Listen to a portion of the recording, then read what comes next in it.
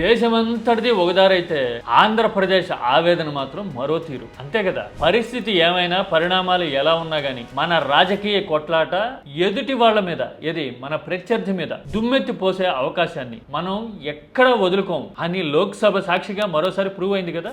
5 years of YSRCP rule was the dark days for the entire women of our state. If you just type harassment by Andhra Pradesh ruling MLAs on women, you will get all the videos. Yes, ఈ conflict గురించి మీరు చూశారు కదా, TDP ఎంపీలు versus YCP ఎంపీలు. వీళ్ళు మాట్లాడిన తీరు, లేవనెత్తిన అంశాలు చూస్తే ఏపీకే కాదు దేశం మొత్తానికి ఏమర్థమైంది, ఏపీ రాజకీయం ఎలా తయారైందో తెలిసింది ఒకటి.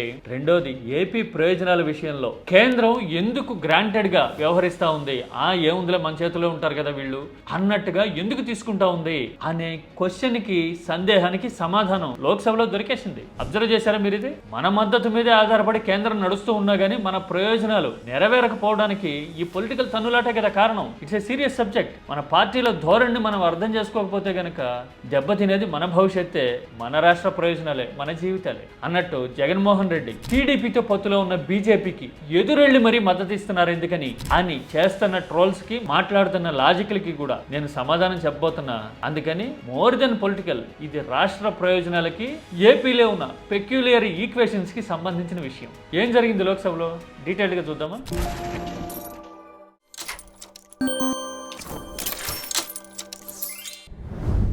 లోక్సభలో అసలు ఏం జరిగిందో, మహిళా రిజర్వేషన్ మీద, డీలిమిటేషన్ మీద చర్చలో మన ఎంపీలు ఏం ప్రస్తావించారో, ఏం మాట్లాడారో ముందుగా చూద్దాం. 5 years of YSRCP rule was the dark days for the entire women of our state. If you just type harassment by Andhra Pradesh ruling MLAs on women, you will get all the videos. Delimitation మీద views చెప్తా ఉన్నాయి పార్టీలన్నీ. మహిళా reservation కి కట్టుబడి ఉన్నాము అని చెబుతూనే అప్రహెన్షన్స్ ని, అభ్యంతరాలని ఏకరవ పెడతా ఉన్నాయి కదా పార్టీలన్నీ. ఎన్డీఏలో కీలక భాగస్వామిగా ఉండి బీజేపీకి ఆక్సిజన్ అందిస్తా ఉంది మన రాష్ట్రంలో అధికారంలో ఉన్న తెలుగుదేశం. టీడీపీ ఎంపీలు సభలో ఏం మాట్లాడారు, ఏం ప్రస్తావించారు అనేది చూస్తే గనక more than delimitation, more than మహిళా రిజర్వేషన్, మన రాజకీయ ఎజెండాని పార్లమెంట్ లో ప్రస్తావించారు అనే విషయం మనకు క్లియర్ గా అర్థమవుతుంది. 45 handles, 40 individuals, all very close acquaintances of ex-chief minister. Everyone harassing all the karyakartas of NDA, all the leaders. The social media abuse were directed to women. Characters assassin, body shame, are used filthy language on us. చూశారు కదా TDP MP Sabari ఏమన్నారు. YCP regime లో 2024 ముందు మహిళల మీద అరాచకాలు, atrocities జరిగినాయి NDA పార్టీలన్నిటి మీద అని చాలా వ్యూహాత్మకంగా మాట్లాడడం చూశాం కదా. మరునాడు వైసీపీ టర్మ్ వచ్చినప్పుడు ఎంపీ మిథున్ రెడ్డి ఎదురు ఆరోపణలు చేయడం కనపడింది కదా.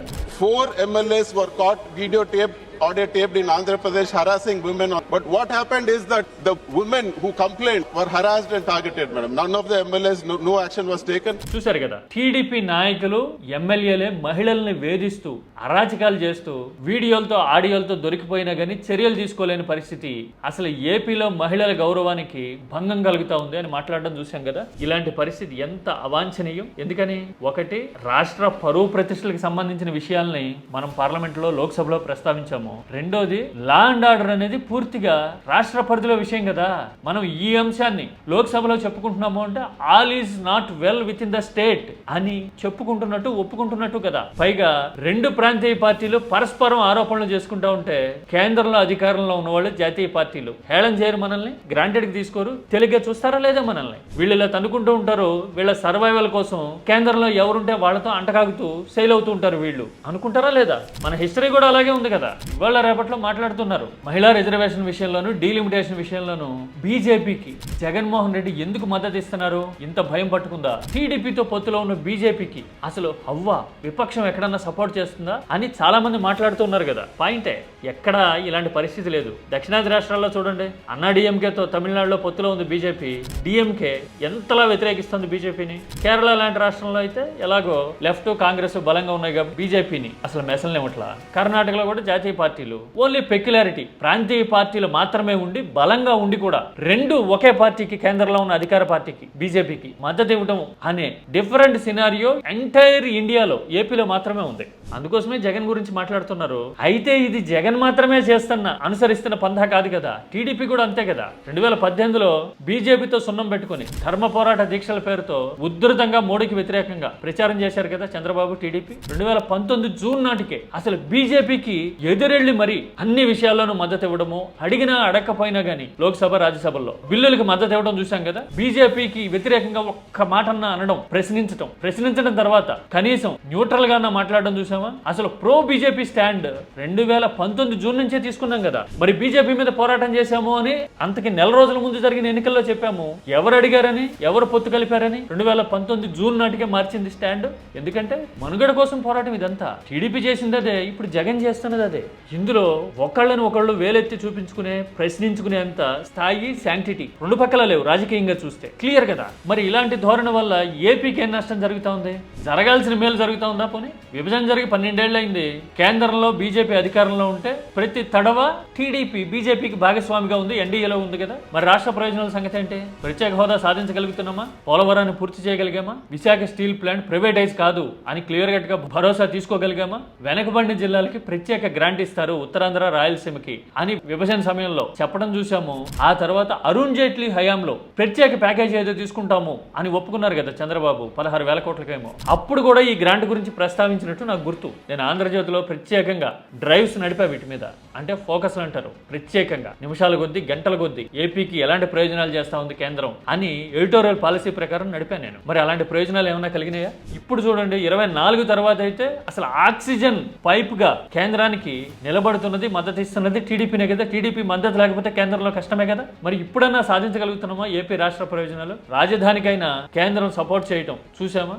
గ్రాంట్లు ఇప్పించడమో, అప్పులకి షూరిటీ ఇవ్వడమో తప్పితే కేంద్రం వైపు నుంచి ఏమైనా సాధించగలుగుతున్నామా? మనం ప్రత్యేకంగా మద్దతు ఇస్తున్నాం కదా, మన మద్దతే కదా వాళ్ళ మనుగడకి కీలకం. అలాంటప్పుడు ఆ మద్దతుకి సరిపడా వెయిట్ తూగేలాగా ఏమైనా సాధించగలుగుతున్నామా? లేదు. ఎందుకని? రాజకీయ సర్వైవల్ కోసం అక్కడ ఉన్న ప్రాంతీయ పార్టీ మనకు మద్దతు పలుకుతుంది, టీడీపీ అయినా వైసీపీ అయినా అని కేంద్రం మనల్ని డీకోడ్ చేసేసింది, గ్రాంటెడ్కి తీసేసుకుంటోంది. అందుకోసమే మన ప్రయోజనాలు నెరవేరట్లా.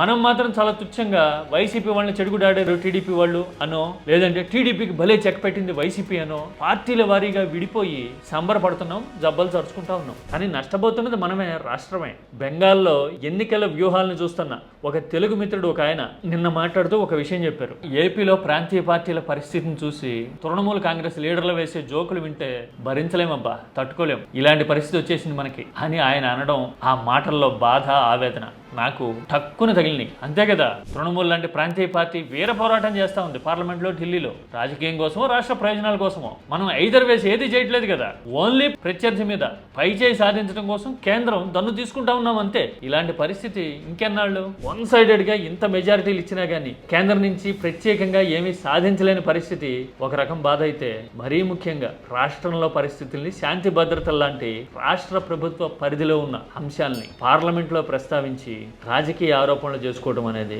రాష్ట్రాన్ని, ఏపీలో ఉన్న పరిస్థితుల్ని దేశం మొత్తం ముందు ఒడియాలు ఎండబెట్టడం కదా. ఇలాంటి పరిస్థితి బాధాకరమా కాదా? ఏంటి మరి ఇలాంటి సినారియో మారాలంటే ఏం చేయాలి? మన మద్దతు మీద ఆధారపడి నడిచే కేంద్రం వచ్చినా కూడా మనం ఇలాగే ఉన్నాము అంటే మనం ఎప్పటికీ ఇంతేనేక మన రాష్ట్రం, మనము, మన పార్టీలు. కామెంట్ సబ్జెక్ట్ ఓరియంటెడ్గా చేయండి, టాపిక్ గురించి మాత్రమే మాట్లాడండి. వ్యక్తిగత దోషంలో అన్పార్లమెంటరీ లాంగ్వేజ్ వద్దే వద్దు.